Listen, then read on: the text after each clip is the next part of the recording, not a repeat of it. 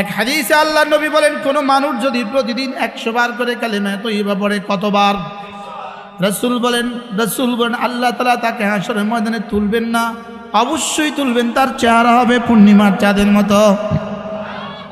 কি ভাই, আল্লাহর দৃষ্টিতে মানুষ শুধু তারা 4 গুণে গুণী যারা, বলেন আল্লাহর দৃষ্টিতে মানুষ কারা? 4 গুণে গুণী যারা। 1 নাম্বার, জিকির থেকে গাফেল হয় না যারা। 2 নাম্বার, নামাজ পড়ে যারা।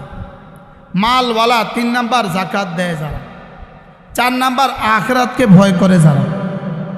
আল্লাহর দৃষ্টিতে মানুষ কারা বলেন? 4 গুণে গুণী যারা, বলেন। মানুষ শুধু, বাকি সবগুলোকে যত বড় মানুষই আপনাদের কাছে মনে হয়, লেকিন রব বলেন না না, এরা আমার দৃষ্টিতে মানুষ না।